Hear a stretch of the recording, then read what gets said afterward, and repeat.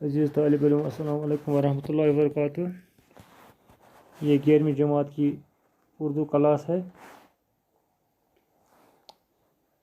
آج ہم جگر مراد آبادی کی دوسری غزل کا مطالعہ کریں گے۔ جگر مراد آبادی کے متعلق ہم نے پہلے ہی جانکاری حاصل کی ہے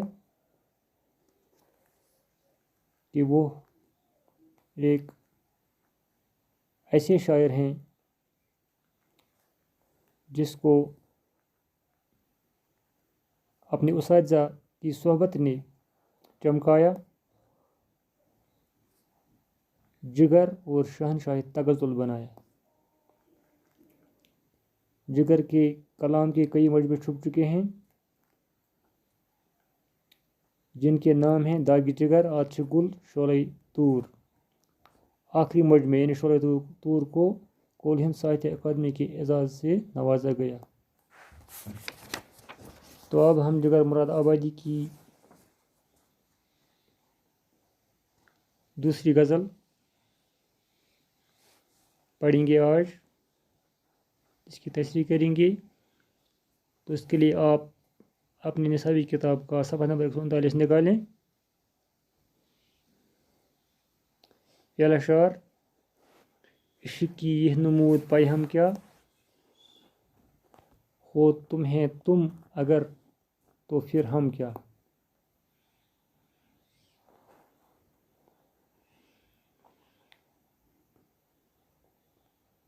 اس شعر میں جگر مراد آبادی فرماتے ہیں کہ عشق کا یہ لگاتار ظہور بھی کیا ہے کہ صرف محبوب ہی کی قدر و منزلت ہے اور عاشق کی کوئی قدر اور کوئی مرتبہ نہیں ہے۔ گویا اگر عشق کے ہر میدان میں محبوب ہی کی بالادستی ہے تو پھر عاشق کا وجود کیا؟ مراد یہ کہ عشق میں ہر لحاظ سے محبوب ہی کا پلہ باری ہے۔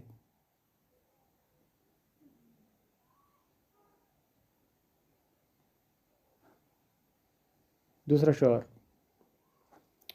جز تیرے کچھ نظر نہیں آتا، آرزو بن گئی مجسم کیا۔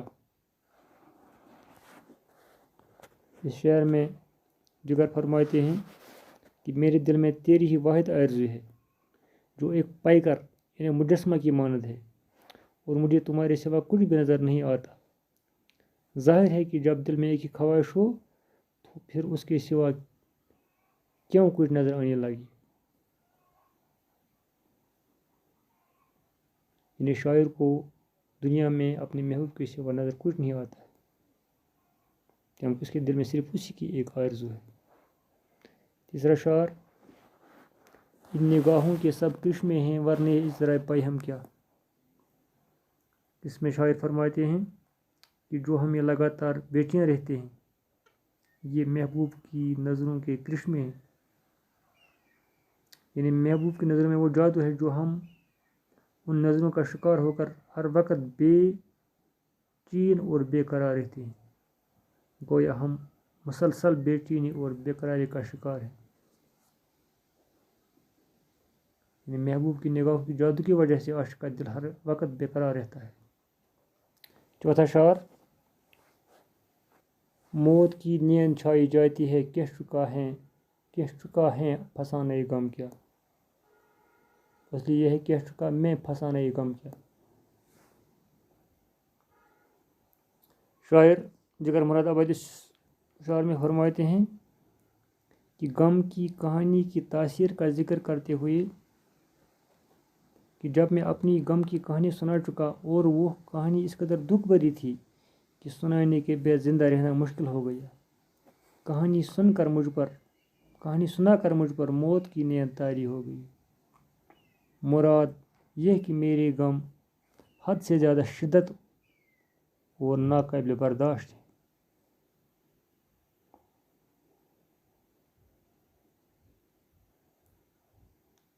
آخری شعر: عشق خاموش کے مزے ہیں جگر، جوش فریاد شور ماتم کیا۔ یہ اس غزل کا مقطع ہے جس میں جگر بحث تخلص استعمال ہوا ہے۔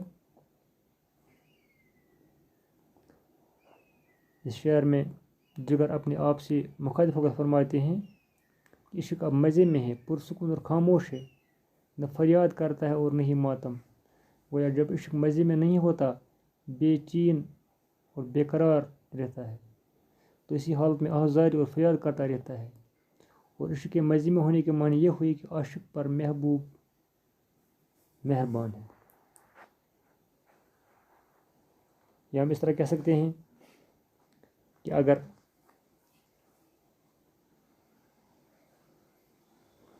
عشق سے مراد محبوب لیا جائے تو جگر کہتا ہے کہ میرا محبوب چپکے سے عشق کے مزے لوٹتا ہے اور مجھے بے قرار کر کے اور میرے نالے اور فریاد سن کر خوش ہو جاتا ہے، یعنی دھوکہ دہی سے کام لیتا ہے۔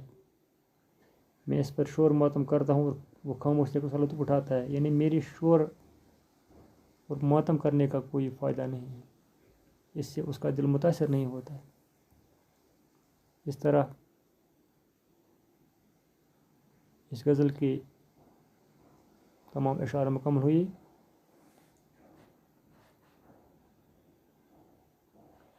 اب ہم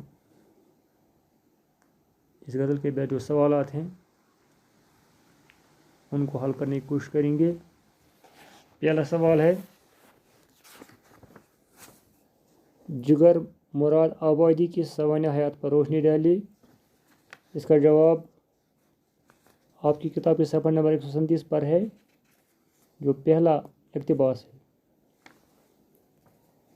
اور سوال نمبر 2، جگر کی غزل گوئی پر نوٹ لکھیے۔ اس کا جواب صفحہ نمبر 137 کے دوسرے اقتباس پر اور صفحہ نمبر 138 کے اقتباس میں موجود ہے۔ آپ اپنی کتاب نکال کر یہ جواب دیکھیں۔ پھر سوال نمبر 2 ہے، سوال نمبر 3، درج ذیل لفظوں کی جمع صورتوں کو جملوں میں استعمال کیے ہیں۔ یہاں الفاظ دیے ہوئے ہیں: عاشق، شکل، نظر، مالک، فسانہ۔ عاشق واحد ہے، اس کا جمع عشاق ہے۔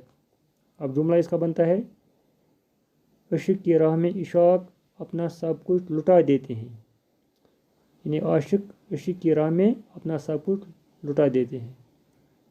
دوسرا لفظ ہے مشکل، اس کا جمع ہے مشکلات، یعنی انسان کو مشکلات کا مقابلہ کرنا چاہیے۔ لیکن یہاں لکھا ہے شکل، شکل کا جمع جو ہے وہ شکلیں ہیں، مختلف شکلیں دیکھ کر انسان حیران ہو گیا۔ تیسرا لفظ ہے نظر، اس کی جمع ہے نظریں،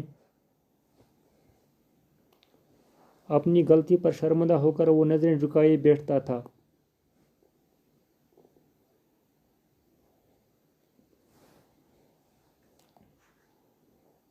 چوتھا لفظ ہے مالک،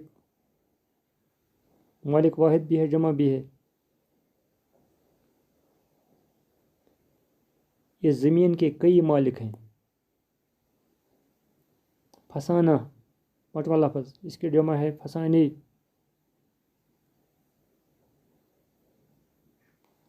پرانے فسانے سنا کر لوگوں کو دھوکہ مت دے دو۔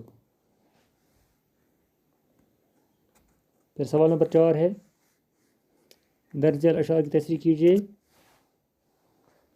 پہلا شعر ہے، یہ ترک جستجو بھی کیا ترک جستجو ہے، اس میں بھی پا رہا ہوں ایک شان جستجو کی۔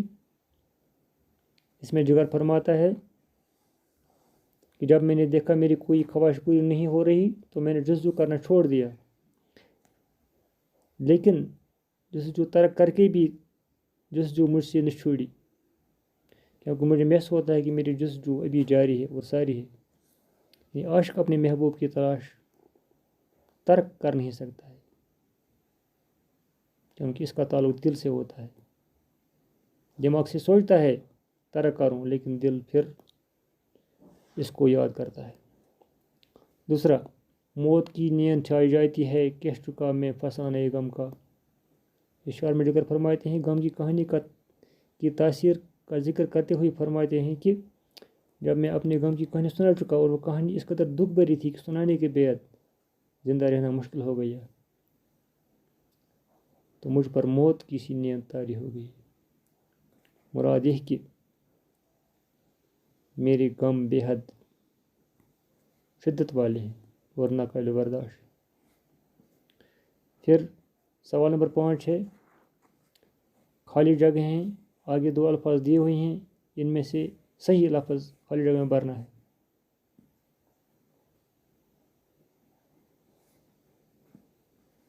اردو غزل کی ابتدا دیش دیش میں ہوئی۔ یہاں 2 الفاظ ہیں، دکن اور شمال۔